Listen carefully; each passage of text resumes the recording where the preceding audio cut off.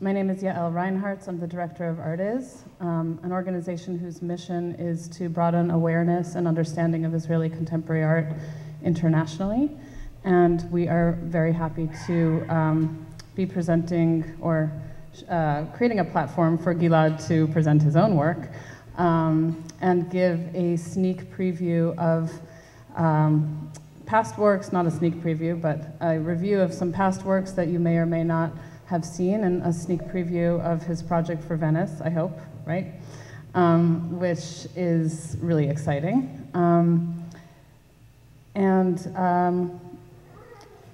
We also are excited to have the opportunity for people to come and see Jon's work here. How many people have been to the installation already? Awesome. So there's an app you need to download, and you need to get really involved in this project. And also there's a performance on Sunday that's really worth coming back to. And there's probably more information about that in the front. First, a few words about Gilad. Gilad is a multidisciplinary artist living and working in Tel Aviv. He is representing, as I said, Israel in the Venice Biennial this year. He is not the youngest, but he is one of the youngest artists who have represented Israel in the Venice Biennial, in the Israeli Pavilion. The other is Guy Ben-Ner. And he received his BFA from Bezalel Academy of Art and Design in Jerusalem and the School of Visual Arts in New York, and his MFA from Columbia University School of Arts. His work has been exhibited at MoMA PS1, the Museum of Contemporary Art in Chicago, the Israel Museum in Jerusalem, the Center for Contemporary Art in Tel Aviv, the Video Art Festival in Beijing, among others. And he's represented by Braverman Gallery and now Aspect Ratio in Chicago. Artis has worked with Gilad throughout the years, not only through his a scholarship program that we have in collaboration with Columbia University for artists from Israel who are in the MFA program, but also through exhibition grants for some of the projects you'll see here tonight, including the very ambitious one for the Venice Biennial. And a little bit about Jon Kessler, who is on the board of Artis and is a friend, an amazing artist, teacher, mentor, many other things. His work explores the connection between bodily movement and technical apparati, often deploying mechanisms and video to facilitate this relationship. He has had solo exhibitions at MoMA PS1, the Carnegie Museum of Art in Pittsburgh, Sammlung Falkenberg in Hamburg, Germany, the Louisiana Museum of Modern Kunst in Copenhagen, and most recently the Fisher-Landau Center for Art in New York. He's a full-time professor at Columbia University in the Visual Arts program. And in 2003, Jon founded the Israeli Artist Fund at Columbia University, really to help outstanding artists who really needed assistance in order to be able to study abroad. And that was starting with Guy Ben-Ner. And a few years later, Artis became involved, really saw the benefit of this program, and we've worked with about 20 artists since then who are now some of the leading contemporary artists. So without further ado, I am passing the mic to Gilad, and welcome and thank you for coming.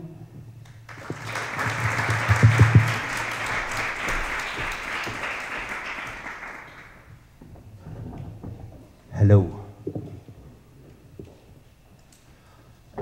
Hi, everybody. First of all, thank you very much for inviting me.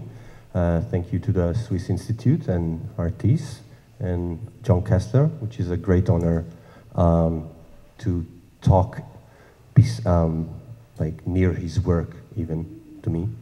So I'm gonna, is that okay? I'm gonna speak about some project, recent project that I've been making in the past few years. I'm going to go briefly. Feel free to stop me if you like and ask questions. And so yes, the first one that you see, I'm not going to go into depths, but this is the work that I did before I got really busy with the Venice thing, and actually one of the people here, Ronnie Bass, one of my favorite artists, is in this video because we collaborated in a show that we did in Tel Aviv. So this piece is actually based on a very old cinematic trick that was developed in 1903 by a Spanish director called the Jamón.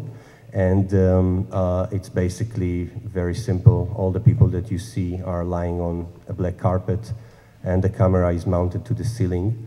Half of them are professional acrobats, and the other are just my friends that knows nothing about what they're doing.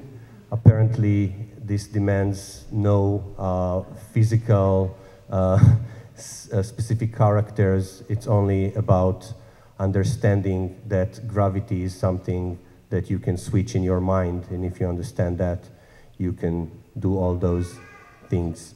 So we'll say bye-bye, and we'll start.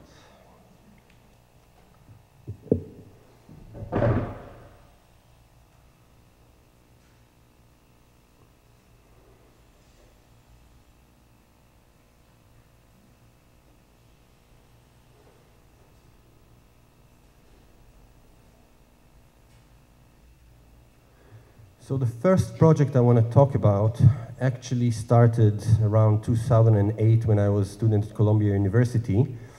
And for a reason that I still don't know, I became interested in mud.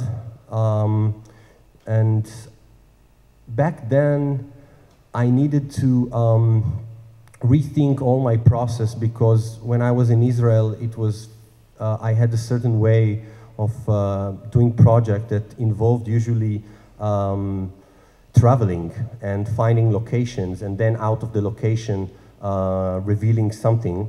But when I was in New York, I was poor as hell, and I didn't have the money even to go beyond Harlem.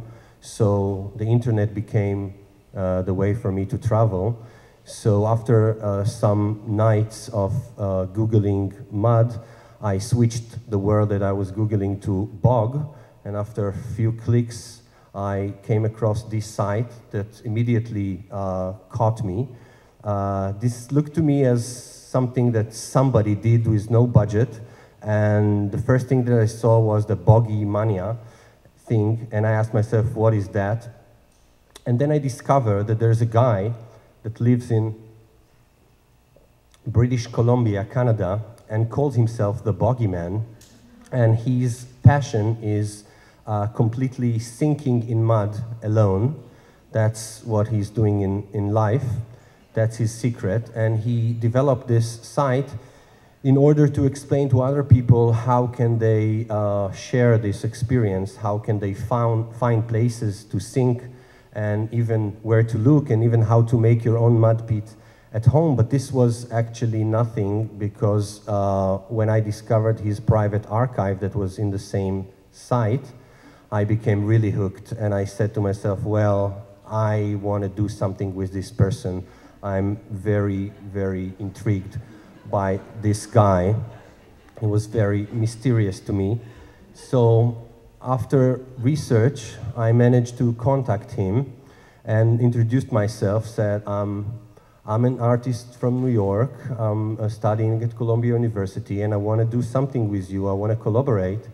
But he knows nothing about the art world, so he thought I was a mainstream big cinema director, and I will make him a star, and he was very afraid. So he told me, listen, man, I will introduce you to everything, and I will tell you all my secrets, but please, I want to keep what I'm doing in the shades, limited to my community, which is the deep sinkers community, the total submergers community that is basically live and kicking in a forum in the internet called Deep Sinking. And in this forum, those guys are sharing their experience. So it was sad at the beginning, because I really want to do something with him, but as long as I looked at the thing, I understood that the most interesting thing about this guy is the fact that he's doing everything by himself, that everything that is being, almost everything that is being documented is only by himself. So I thought I shouldn't interfere, but it was so interesting to me that I started to collect from his archive his videos, and I made my first found footage piece ever, and I'm gonna show it to you. It's a 4-minute video called The Bogeyman, and it's all taken from his archive, edited by me, and here it is.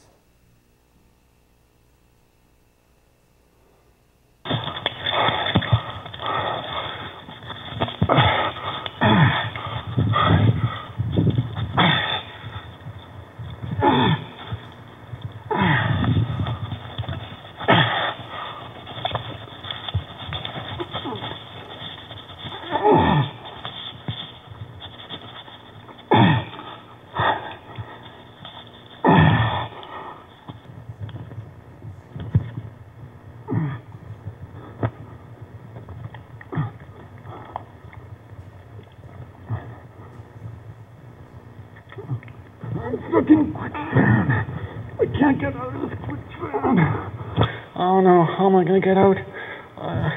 The quicksand is sucking me under. Oh no.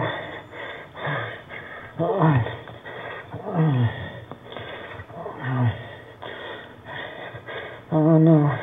Could someone please help me out? I can't get out of this quicksand. It's gulping me down. It's gulping me down. I can't get out.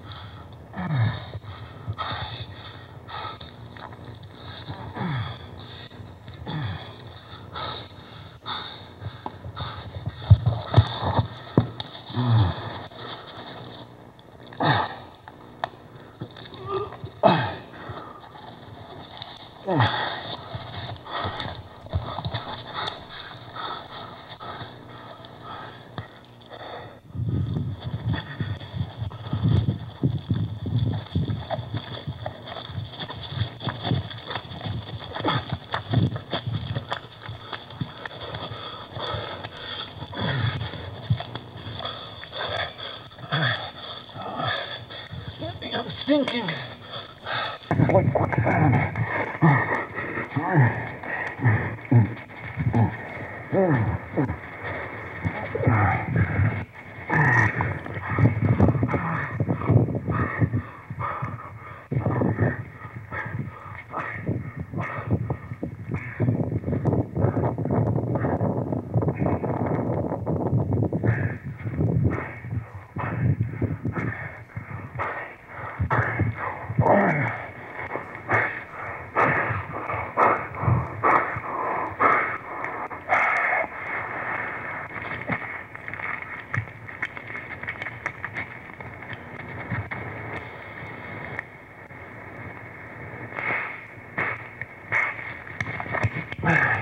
I may have not at that surface again. But how am I going to get out of this stuff?